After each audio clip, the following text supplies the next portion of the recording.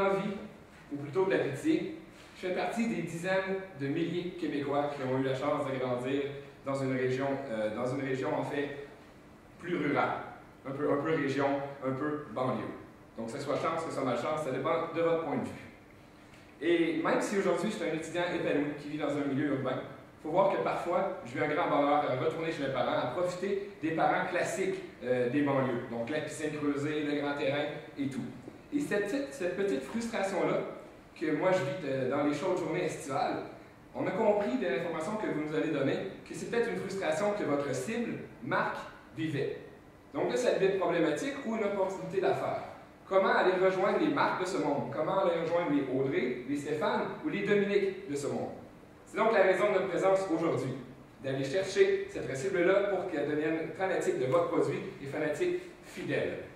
Donc, je vais tout d'abord vous présenter les membres de mon équipe. Donc, Audrey Saint-Pierre, Stéphane Moisan et moi-même, Dominique Audrey. Sans plus tarder, on va passer à un bref aperçu de la séance d'aujourd'hui. On va commencer par présenter le mandat que vous nous avez confié, poursuivre avec une analyse externe et interne, poursuivre avec la stratégie qui va bien sûr être implantée de façon concrète, pour terminer avec des mesures de contrôle bien précises. Question d'aller voir si cette stratégie-là a bien fonctionné. Le mandat que vous nous avez confié, donc, c'est de positionner Bud Light Mojito sur le marché québécois afin d'accroître ses parts de marché tout en évitant la cannibalisation. On sait que ça fait partie des premiums, donc on va proposer une stratégie qui vient éviter la cannibalisation chez vos autres produits. De ça, on découle deux objectifs bien précis et quantifiables. D'accroître les parts de marché de la Bud Light Mojito pour passer de 0,4 à 1% à l'échelle provinciale. Ici, vous nous avez donné en fait la part de marché au niveau fédéral. Nous, on a pris pour acquis que le marché québécois était représentatif de cette part de marché-là. Donc, on vise un 1% avec notre stratégie. On vise aussi à augmenter le taux de notoriété. Vous avez atteint 57% l'année dernière. Avec la stratégie qu'on vous propose, on va être en mesure d'atteindre 70% de taux de notoriété. Passons à vos forces. Vos forces. Vous avez fait des investissements considérables pour mettre de l'avant vos marques, dont la Bud Light Mojito. Ensuite, la distribution. Vu que vous avez un grand réseau de distribution, c'est facile pour vous de la faire voir. Ça devient aussi un très grand avantage, une de vos forces, de pouvoir la mettre en marché en ayant aussi le nom de Bud Light qui suit avec. Et puis, la notoriété de la marque de Bud Light Mojito. Il faut savoir que 57% des consommateurs de bière connaissent la marque. Ensuite, vos défis. L'espace tablette. Ça devient un problème parce que quand vous voulez rentrer une nouvelle marque, il y a une autre marque qui va débarquer la tablette. Ensuite, la cannibalisation, qui vient en fait directement en lien avec l'espace tablette, puisque en enlevant une marque, on vient aussi contrevenir à l'autre marque. Aux opportunités, la consommation à domicile.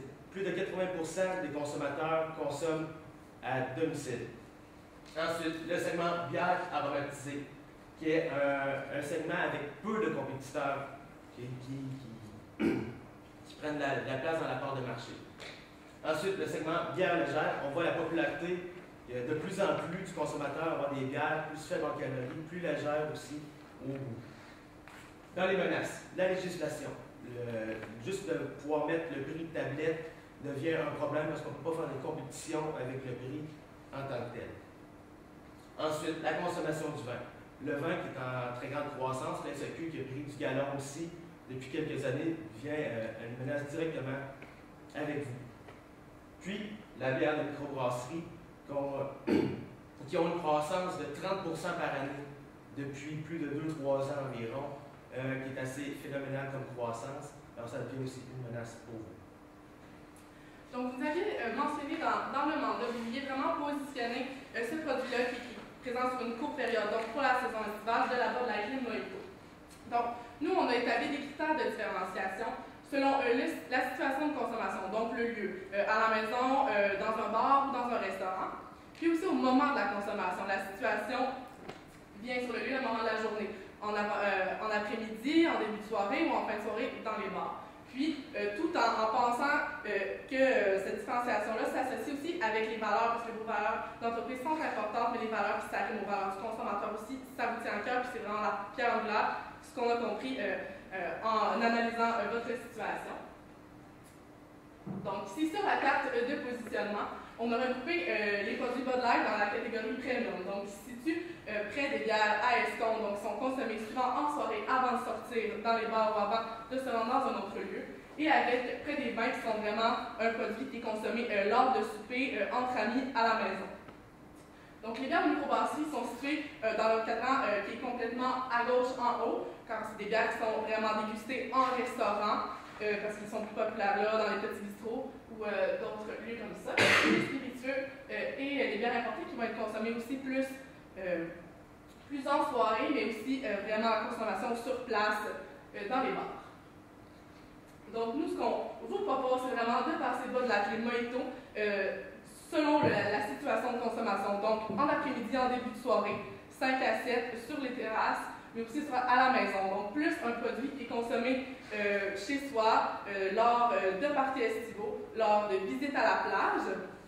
Donc, on veut vraiment positionner le produit Bud Light Mojito comme un produit rafraîchissant de fin d'après-midi. Donc là, vous avez parlé de Marc, un consommateur des produits Bud Light. Donc, recherche un peu le divertissement. Il y a un lien émotif très fort. Donc, pour lui, le côté divertissement avec lequel vous vous associez est important.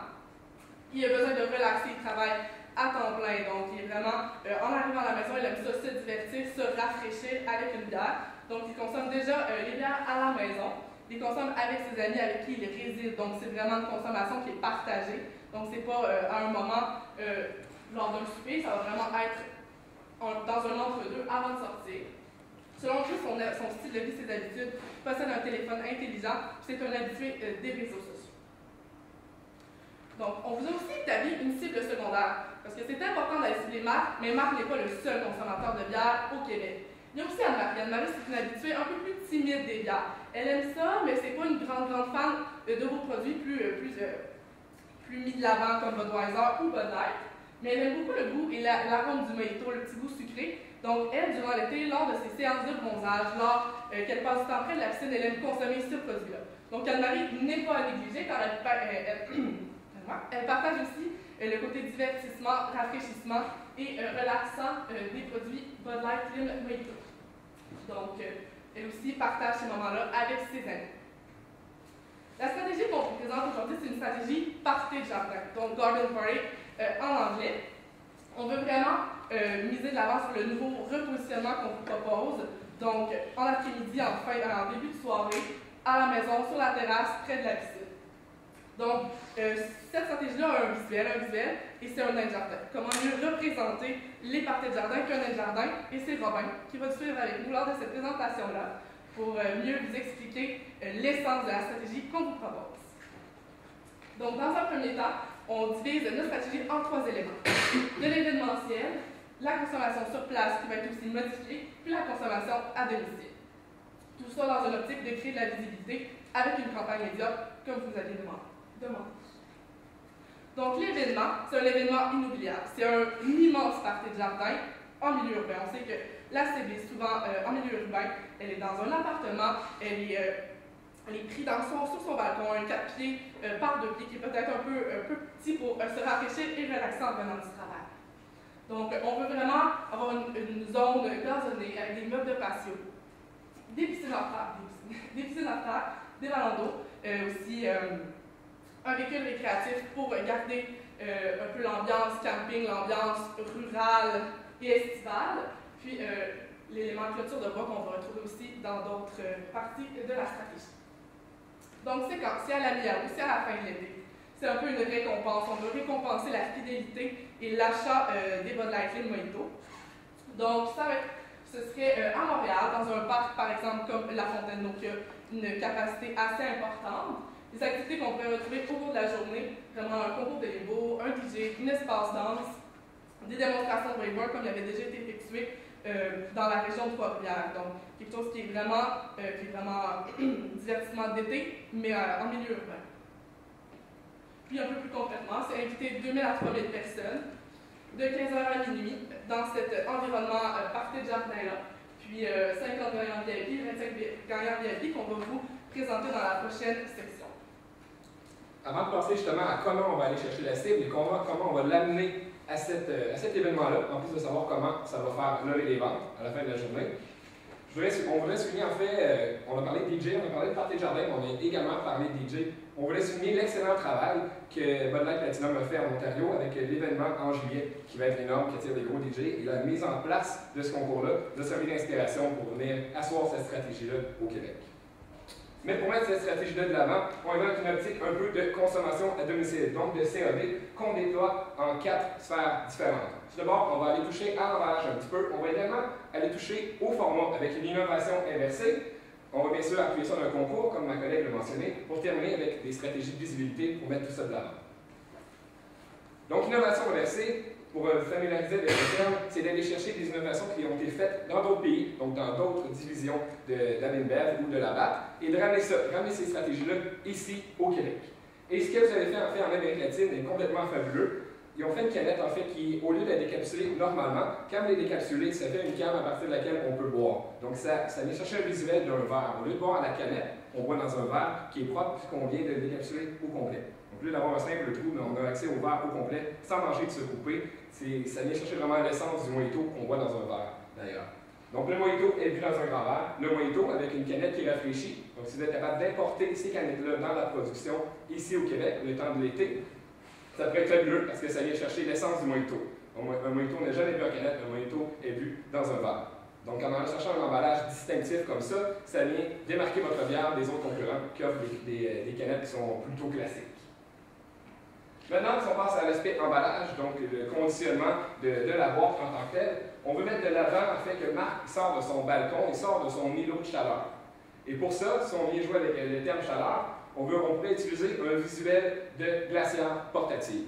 Concrètement, ce qu'on voudrait pour les caisses de dose, et non pas pour toutes les caisses, on voudrait mettre de l'avant des caisses de dose qui sont solidifiées à l'aide de plastique, des caisses de dose promotionnelles sur une durée limitée, dans lesquelles on va pouvoir ajouter de la glace, question de garder la bière bien froide, mais également, encore plus important, question que Marc amène sa caisse à la plage. Et finalement, on veut aussi mettre de l'avant le concours, comme Audrey a mentionné, donc pour susciter l'engouement pour l'événement, pour le party de jardin, le Garden Party. Bien sûr, c'est un concours 2.0. Marc est très 2.0, Marc a des réseaux sociaux et un téléphone intelligent dans la poche. On veut utiliser ça pour vous démarquer de la concurrence. Donc, c'est des billets électroniques VIP qui vont se trouver dans certaines caisses sélectionnées. Par contre, dans toutes les caisses, pour pouvoir aller à l'événement, c'est des billets électroniques réguliers dans chacune des caisses. Donc, personne ne peut rentrer à l'événement si on n'a pas passé à l'achat de la dite caisse. Et certains vont avoir la chance, en fait, de gagner un forfait VIP, donc avec hébergement, avec bar open, question qui passe vraiment une belle fin de semaine, une belle journée, en fait, avec votre produit. On dit billet électronique, il faut dire que si certains consommateurs sont réticents, il y a toujours moyen de faire imprimer le billet sans problème. Et finalement, au niveau de la visibilité, mon collègue va développer un petit peu plus. On se permet quand même de faire un clin d'œil qu'on veut déployer le visuel de Robin le nain de jardin le plus possible, le plus partout possible, donc sur les emballages et sur le matériel promotionnel. Si le matériel promotionnel vous accroche, Stéphane va vous le présenter dans quelques minutes, mais on veut également utiliser différents médias qui vont rejoindre Marc, qui vont rejoindre Anne-Marie, qui vont rejoindre Audrey, qui vont rejoindre Stéphane et qui vont rejoindre Dominique. Alors, la stratégie, en fait, c'est de proposer un party 2.0. C'est une solution par Internet. Ensuite, une tournée des bars suivie de la promotion de tout ceci par un communiqué. Le party 2.0, c'est quoi? En fait, c'est un concours pour gagner sa passe VIP au super party que ma collègue a décrit tantôt. Comment faire? C'est soit via Facebook ou Instagram. Vous postez, vous mettez en ligne sur Facebook, sur votre groupe Bud Light, une photo d'un party inoubliable dans un jardin que vous pouvez joindre à ça votre logo Bud Light. Ensuite, via Instagram, vous mettez le hashtag pour que ça apparaisse directement aussi sur votre page Facebook. Pour la tournée des bars, c'est quoi? En fait, c'est l'escouade, que probablement ça va être du monde de chez Mosaïque, parce qu'on l'a vu, vous faisiez déjà affaire avec eux, qui vont faire la tournée des bars avec des objets promotionnels.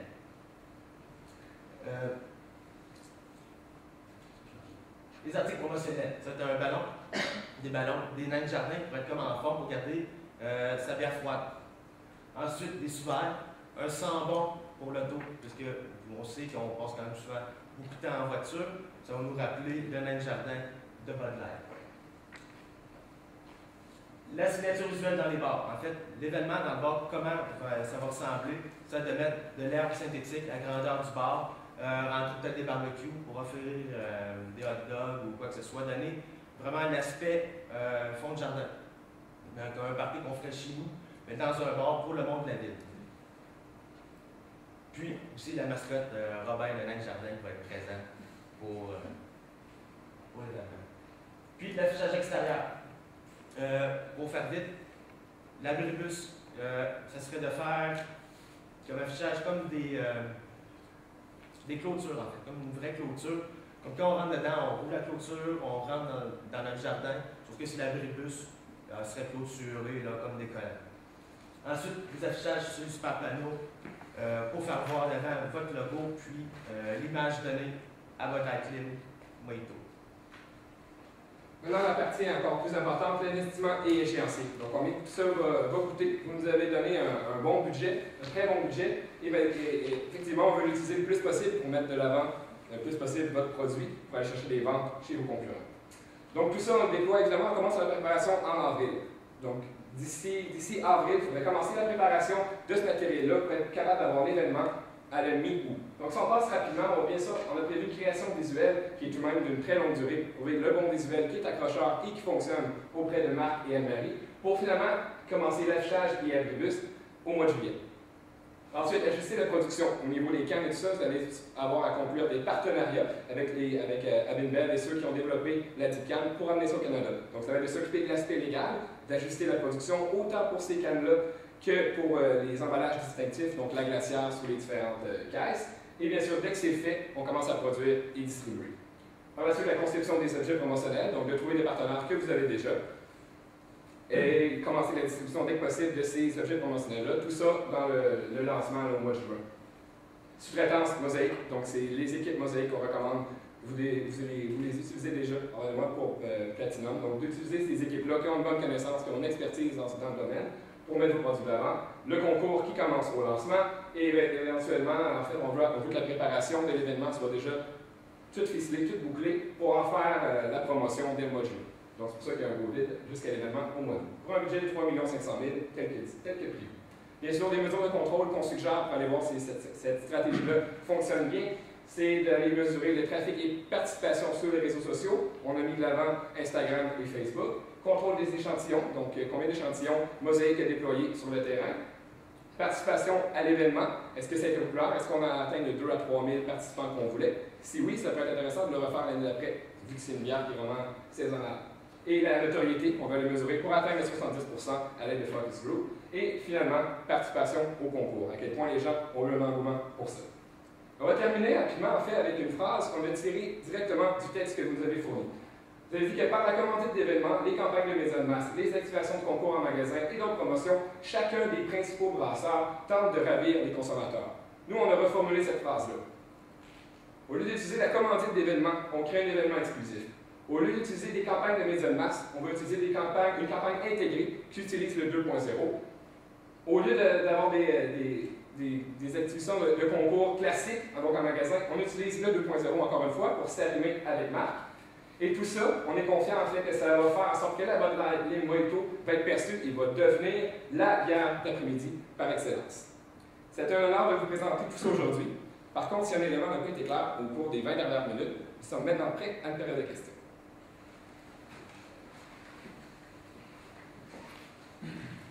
Question, j'ai trouvé intéressant l'aspect canette, en fait, donc qui se débouche au complet. Mais considérant qu'on devrait importer, c'est pas dans les bouteilles brunes qui sont bien utilisables, ça devrait augmenter nettement nos coûts de production, donc diminuer notre profitabilité sur ce produit-là. Est-ce que vous croyez que ça vous vaut la peine, que le volume va vraiment lever suite à l'implantation de cette nouvelle canette-là et que par le fait, on va faire plus d'argent qu'on va en faire moins à la vente d'un seul unité? Effectivement, c'est l'objectif ultime de devenir rentable avec ces canettes-là. La raison pour laquelle on a poussé ça, qui n'est pas un élément central de la stratégie, mais qui est effectivement un élément intéressant, c'est de vous différencier du reste. Donc, au lieu d'avoir une canette classique, vous réinventez le format. C'est le même 355 ml qui était utilisé en Amérique latine, c'est vraiment la façon de l'ouvrir.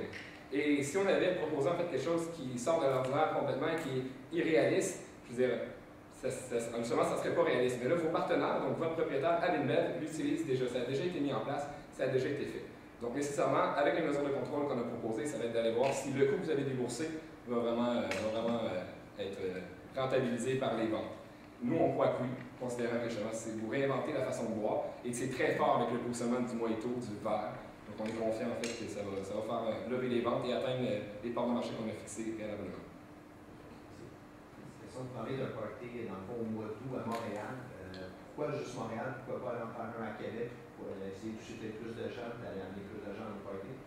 Dans le fond, on avait visé un événement qui était plus global, donc 2000 à 3000 personnes à Montréal. C'est sûr que la déclinaison est possible aussi à Québec. On sait que Québec est une ville aussi où il y a beaucoup de festivals. Donc, on pensait que créer 2 événements, trouver 2 moments qui étaient assez opportuns pour en inviter 1000 personnes à Québec, 2000 personnes à Montréal. C'est sûr que c'est un élément qui est envisageable pour vous. C'est sûr que ça va doubler le nombre d'éléments, le nombre aussi des salaires des gens qui vont être là sur place aux différents bars, aussi à l'animation.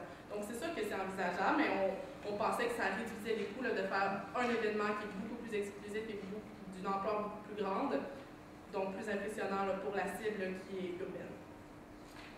Un de nos piliers fondamentaux pour BAC, c'est toute la consommation responsable. Maintenant, on a des produits, on va faire très attention à la marque de la prochaine. Est-ce que vous croyez qu'il y a des risques en faisant un spokesperson comme le Robin Lemay qui pourrait potentiellement aller chercher une cible qui est beaucoup plus jeune et qui ne pourrait pas à l'âge pour consommer de l'alcool?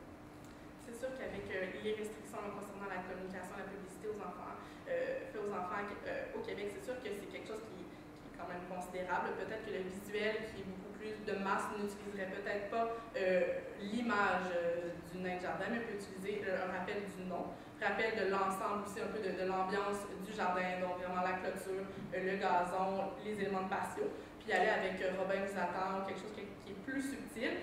Puis, tout ce qui est objet promotionnel distribué dans les bars peut aussi peut-être juste être plus facile à contrôler concernant les enfants, distribués dans les établissements. Et si je peux me permettre d'ajouter, justement, Robin est toujours dans des environnements qui sont comme adultes. Donc, dans des bars, dans des parties, c'est sûr, évidemment, il n'y aura pas d'enfants. On essaie de pousser ça d'une manière vraiment adulte, vraiment party responsable dans une cour, dans un jardin, justement. Vous avez parlé de, je crois, Anne-Marie, qui est une cible de secondaire. Je peux juste savoir néanmoins comment est-ce que vous voulez vraiment vous adresser à Anne-Marie de la SUSMAP. Mais c'est quoi vraiment les moyens spécifiques que vous allez utiliser pour rejoindre Anne-Marie de la cible secondaire? Anne-Marie est un peu quelqu'un qui profite déjà beaucoup de l'extérieur. On l'avait vu comme ça, on l'avait personnifié de cette façon-là. Donc, surtout le concours de prendre en photo son party de jardin, prendre ses moments à l'extérieur lorsqu'elle consomme une Bud Light Mojito. On a essayé d'aller la rejoindre beaucoup plus par ce côté-là, mais aussi lors de l'achat des caisses où elle gagne aussi gagne aussi sa passe pour rentrer au party. Donc, c'était vraiment le party et plus le 2.0. Tandis que Marc, on l'approchait plus vers la façon où Marc est en appartement, Marc ne profite pas déjà d'une cour ou d'une piscine.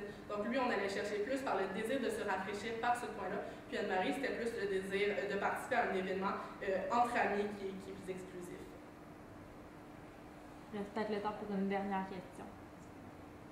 Moi, j'avais une question par rapport au temps que le party se passe au mois d'août versus plutôt dans l'été, alors que une bonne portion des ventes vont être effectuées dans la première portion de l'été. La tournée des bars aura lieu justement avant l'événement. Donc, c'est beaucoup plus en juin, à l'ouverture, juin presque mai, avec l'ouverture des terrasses. Donc, c'est vraiment là où on va pousser aussi le nouveau format de canette, aussi pousser la glacière, donc avec les abribus qui sont décorés, c'est en mai aussi, donc on commence à faire la transition du printemps à l'été, donc c'est vraiment là qu'on va faire une promotion de masse un peu plus grande, puis par la suite, l'événement vient vraiment récompenser la fidélité. Vous allez interrompre la période de questions est terminée. Merci.